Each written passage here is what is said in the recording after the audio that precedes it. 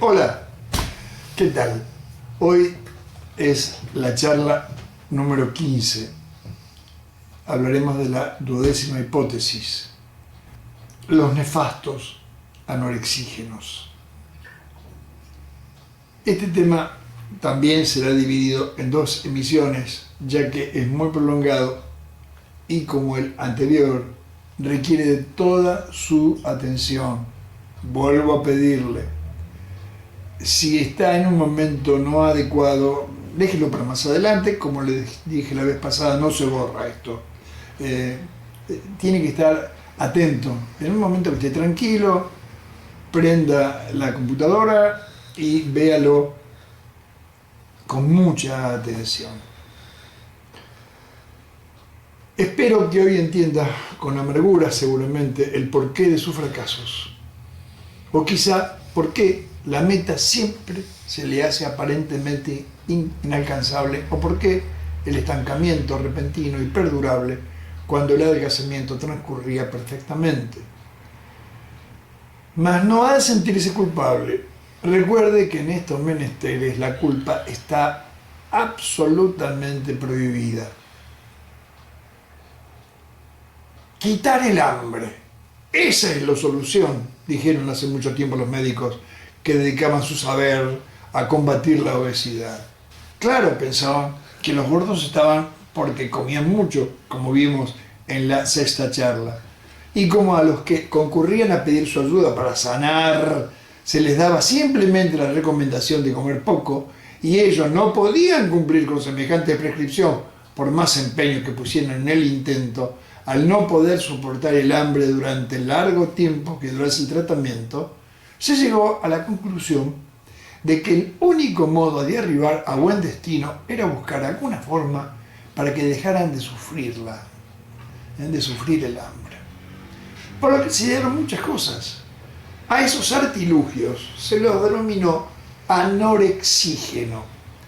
Anorexia es palabra derivada del griego y quiere decir literalmente sin hambre, pero se la usa solamente para definir la falta de hambre en las situaciones en que sería lógico sentir esa sensación.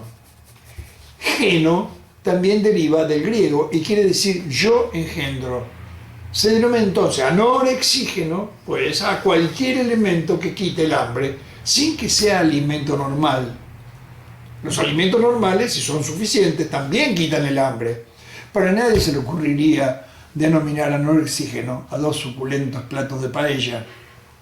Más adelante se usaron los disuasivos, que gracias a Dios ya se han dejado de utilizar, por lo menos por ahora. Y últimamente se han puesto de moda técnicas quirúrgicas para ayudarlos a adelgazar. Son lo último de lo último. Comenzaremos a explicar el funcionamiento de cada sistema, dejando para el final a las anfetaminas, ya que gracias a la observación metódica de los que las han consumido, creo haber descubierto una nueva acción indeseable de ellas. Aunque como la expresión indeseable se torna algo exigua para este caso, a mis pacientes les parecía mejor reemplazarla por las palabras terrible o espantosa. Ya se verá, desgraciadamente, que no estaban equivocados. Hablaremos de los métodos anorexígenos. Primero, los anorexígenos físicos. Las anfetaminas son anorexígenos químicos. Ya lo vamos a conversar. Si fuese cierto que uno engorda porque come mucho, la idea sería ingeniosa. El asunto era buscar alguna sustancia con bajo contenido calórico, condición muy importante si fuese en realidad el exceso de ingesta calórica lo que causa la gordura, que al ser ingerida llenase el estómago hasta tal punto que, llegado el momento de comer verdaderos nutrientes, con muy poco de ellos se considerará uno satisfecho. Se probaron muchos, alga marina, metilcelulosa, derivado de la caseína. Aquí en la Argentina, el primer producto comercial de gran impacto que yo recuerdo haber conocido apareció a principios de la década del 80. Era un preparado que lanzó un prestigioso laboratorio internacional de productos farmacéuticos. Eso me desconcertó mucho, que un laboratorio tan prestigioso se lanzara una aventura comercial tan a mi modo de ver sin sentido. El elixir de la silueta perfecta era un polvito saborizado con vainilla o con chocolate. Hasta la posibilidad de elegir el gusto le daban a uno. Que se disolvía en agua y se bebía antes de las principales comidas. Eso llenaría el estómago, digamos, y para hacer las cuentas redondas, hasta la mitad, por lo que comiendo la mitad de lo que uno acostumbra, uno se sentiría satisfecho. Obviamente, no funcionó, a pesar de que se gastaron fortunas en publicitar. Fortunas. Los asesores del laboratorio, es lo que imagino, no han de haberse percatado de que la mayoría de los potenciales candidatos a consumir la pócima no soportarían ver desaparecer su conflicto eclipsante, por lo que dejarían de hacerlo con alguna excusa. El precio de cada dosis, por ejemplo, que recuerdo, era altísimo, a pesar de sus aparentes mágicos resultados. Por esas épocas aparecieron también galletitas, curiosamente saborizadas igual, vainilla o chocolate, que producían el mismo efecto. A principios de los 90, un conocido médico dietólogo de aquí, de Argentina, retomó la idea y salió a publicitarla por televisión y la prensa escrita. Pero él fue un poco más lejos, directamente aseguraba que su producto, mismas características, un polvo soluble en agua, con riquísimo sabor a vainilla y chocolate. Nunca pude explicarme por qué todos eligen esos dos gustos. Si les podría haber dado, qué sé yo, el de queso parmesano, el de jamón ahumado, que a mí me gustan tanto. Por decir algunos. Aseguraba que su producto, decía, reemplazaba a 2 comidas diarias. Sí, señor, como lo escucha, aconsejaba reemplazar a 2 comidas por una dosis del producto cada vez. ¿Qué tiene usted por comida? Absolutamente todos los pacientes que encuesté sobre esto me contestaron. El almuerzo y la cena, por supuesto. Los que consumieron ese mágico producto, mágico entre comillas, obviamente, me dijeron todos también que lo tomaban para reemplazar sus almuerzos y sus cenas. El producto contenía menos de 20 gramos de proteína por porción. Según recuerdo, rezaba la etiqueta, por lo que los clientes que consumieran 2 raciones al día, según aconsejaba el famoso especialista, tan solo ingerirían alrededor de 35 gramos o un poco más diarios. No nos engañemos, las proteínas que uno consume en el desayuno y la merienda o en cualquier otro momento del día entre comidas son prácticamente ninguna, por lo menos en este país. La Organización Mundial de la Salud, con la que no estoy en un 100% en desacuerdo, debo aclararlo, aconseja como dosis mínima 70 gramos de proteínas diarias. Yo opino que la ración cotidiana debe ser mayor. Uno no puede saber qué capacidad de absorción de ella tiene el intestino de cada ser humano de acuerdo a la idiosincrasia de su fisiología digestiva o a la fuente de donde extraiga las proteínas según sus posibilidades o sus costumbres. Si su capacidad de asimilación fuese del 70% y come tan solo 70 gramos, a su economía solo ingresarán 49, y eso es totalmente insuficiente, especialmente si es alguien que está aún en la etapa de desarrollo corporal o es muy añoso. De todas maneras, el consumir mucha mayor cantidad de proteínas que las que uno necesite no es dañino en ningún aspecto. El organismo solo incorporará las que esté necesitando o sepa que va a necesitar en lo inmediato. Pongámonos de acuerdo. De una vez por todas, la naturaleza nos ha provisto con una maravillosa computadora de aprovechar alimentos, con una casi milagroso sistema de subsistencia. Es totalmente inútil perder el tiempo queriendo desafiarla en estas lides. Todo lo que nosotros descubramos, ella ya lo había inventado antes, lógicamente. Cuando era un programa de radio, aquí en Rosario, por esas épocas, yo critiqué el emprendimiento. Alguien que telefónicamente se dio a conocer como un representante del laboratorio que fabricaba y comercializaba el producto, me amenazó de muy mala manera con hacerme juicio si yo no me retractaba. Seguramente todo no era más que una broma de inocente ocioso, pensé luego, pero qué bien actuaba como un gerente de un laboratorio. Lástima que entonces nosotros no disponíamos como ahora de identificadores de llamadas. Eso me hubiese sacado la duda. Pero tampoco el nuevo invento, dio resultado. Eso es obvio, si no aún se seguiría vendiendo. Mas cuánto dinero habrán recaudado durante el tiempo en que la gente gorda, esperanzada, lo consumió como segura forma de resolver su conflicto, según lo anunciaban los muy creíbles avisos de la televisión y de la prensa escrita. Siempre digo lo mismo, estafar la ilusión no tiene pena legal, pero tampoco ha de tener perdón humano. En fin. El segundo tipo de anorexígenos son los anorexígenos mecánicos. Escuche.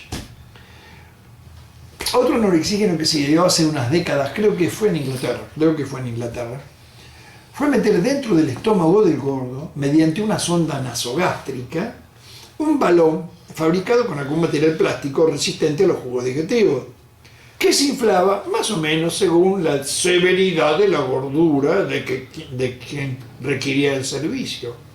Al ocupar una buena porción del volumen gástrico, el estómago se llenaría muy pronto con muy poco alimento.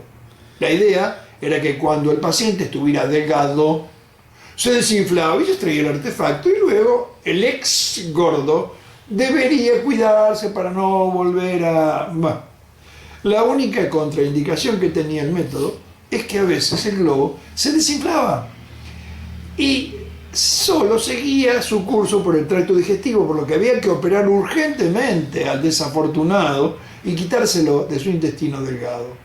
Pero los porcentajes de esos eventos eran tan bajos que lo hacían un método muy seguro según la experiencia de sus creadores. Para evitar esos desastres, a alguien se le ocurrió la luminosa idea de llenar el balón con agua y azul de metileno, en lugar de con aire.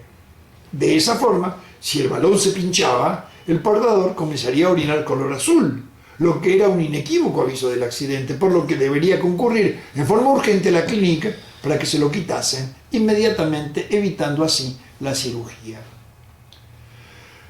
Lo que se les pasó por alto es que un balón lleno con 1 o 2 litros de agua pesa 1 o 2 kilos y que si apoyamos durante algunas horas semejante peso en una de las paredes del estómago, en los momentos de sueño, por ejemplo, o casi permanentemente en los portadores de gorduras monstruosas, algunos ni siquiera pueden moverse en la cama, por ejemplo, estamos impidiendo la circulación en la zona de apoyo, por lo que se producirá primero un infarto en la pared gástrica y luego una úlcera sangrante que puede llevar a la muerte a quien la padezca, como ya ha ocurrido desgraciadamente.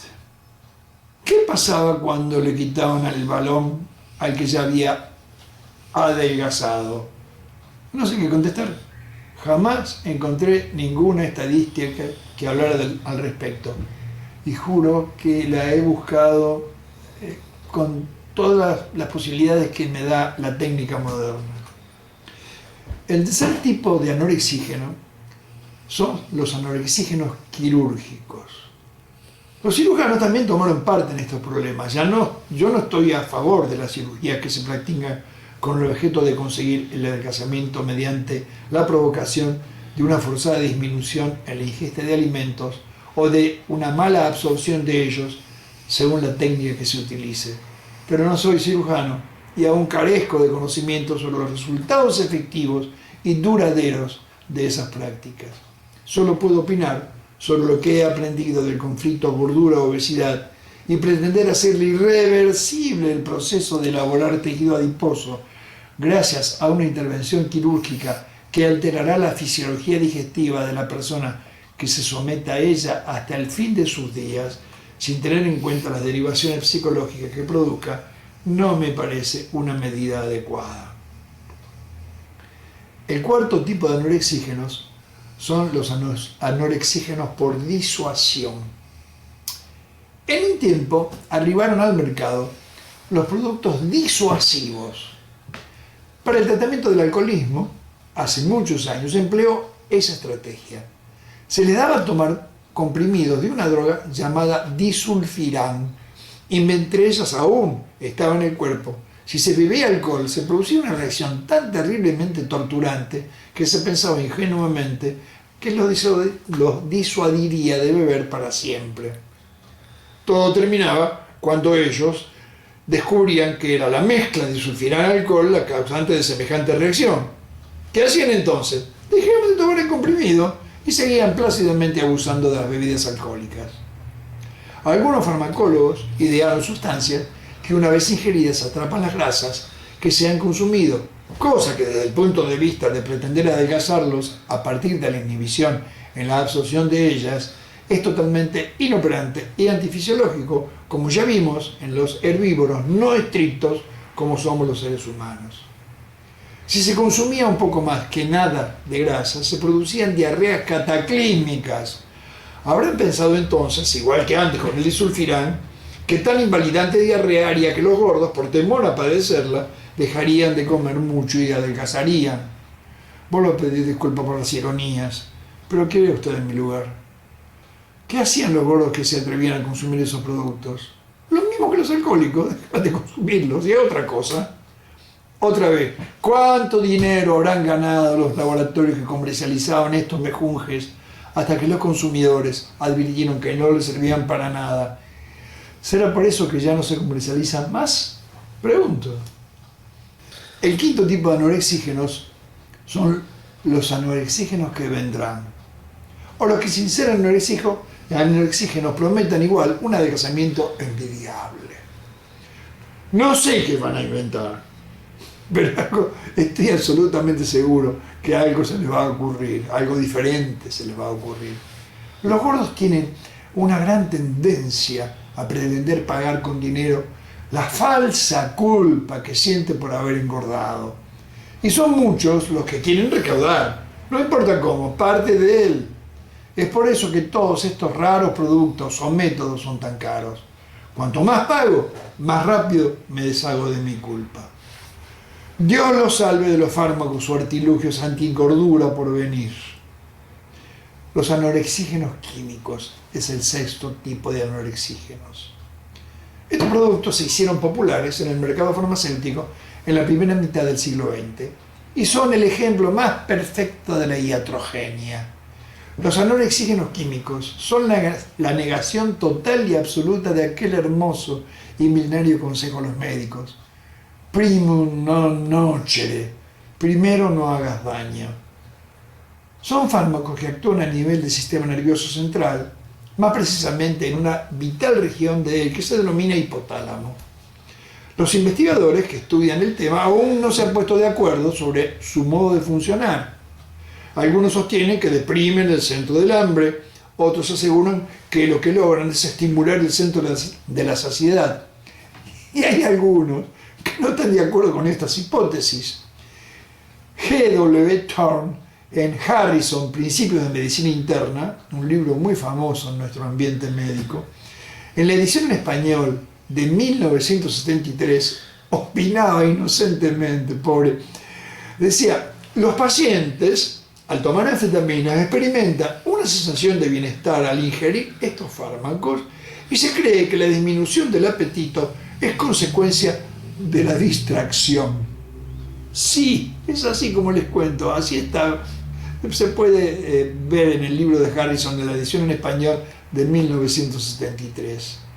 Sea el que fuese el modo de actuar, lo cierto es que los efectos indeseables de las anfetaminas son realmente alarmantes. El pluralizar esa palabra se debe a que los derivados del primitivo sulfato de anfetamina son varios, pero con los mismos efectos más o menos pronunciados. Esos derivados se fueron ensayando tratando de minimizar en cada compuesto nuevo los efectos indeseables, o por lo menos algunos de ellos, del fármaco que le precedía en la línea de investigación. Pero son todo lo mismo. Los más drásticos conocidos y usados son la fenmetracina, la dextroanfetamina, la mefentermina, el dietilpropión. Además, existen otros como la sibutramina, que es el más moderno de la familia, y el más indol, que sin ser un derivado anfetamínico también inhibe la sensación de hambre. La comercialización de todos está prohibida, gracias a Dios, en todo el mundo, aunque subrepticiamente algunos son recetados, a causa de sus graves y a veces mortales efectos colaterales. El gravísimo peligro de utilizar cualquiera de estos productos está en los efectos secundarios que poseen. Yo siempre he sostenido que las anfetaminas son los únicos raros fármacos cuyos efectos son todos secundarios. Los trastornos tóxicos que producen siempre son a nivel de los sistemas nervioso central, cardiovascular y digestivo. Hay muchísimos para enumerar, pero si lo hiciera me sentiría usando el orden por el terror. Me muero de ganas, pero no debo. Aunque más no fuese tan solo en este tema, iría contra mis actualizados principios. Ya lo hice en mi tercer trabajo, Adelgace para siempre, y hoy me siento arrepentido de haberlo hecho. Lo único que he de aconsejarle es si con el objeto de adelgazar está tomando algún medicamento que disminuye sus sensaciones de hambre, le hace sentir un poquito más que bien, eufórico, locuaz, beborrágico, incansable. Si un día al no tomarlo por cualquier motivo se siente hecho una pitrafa, aunque quien se lo recetó le jure que no contiene anfetaminas, sí las contiene, o algún precursor de ellas, o algún producto de efectos adversos similares, por lo que debe ya, ahora, arrojarlo a la basura. Y si mañana siente unos irrefrenables deseos de revolver los desperdicios para sacar de alguno de los frasquitos que tiró, por hoy, solamente por hoy, por esta única vez, un solo comprimidito y nada más, y basta, vaya corriendo a la consulta de un psiquiatra o a un centro de tratamiento de adicciones a pedir ayuda. Está usted atravesando una verdadera emergencia, se lo aseguro. Es muy probable que se las haya consumido y en varias oportunidades y siempre que se lo propuso la dejó de tomar. En realidad he visto mucha gente que ha logrado hacer eso, pero cuando escuche lo que les contaré en la próxima charla, en la 16ª charla, la semana que viene seguramente sí las va a tirar, pero esta vez al inodoro. Le ruego, vuelva a escuchar esta charla y no se pierda la próxima. Les contaré una experiencia de consultorio que me aclaró un montón de dudas y que le va a aclarar también a usted un montón de dudas. Si le gustó, como le digo siempre cuando termino cada charla, si le gustó lo que está escuchando, recomiéndeselo a sus amigos. Denle un like y suscríbase porque todavía vienen temas muy interesantes. Hasta la próxima charla. Chao.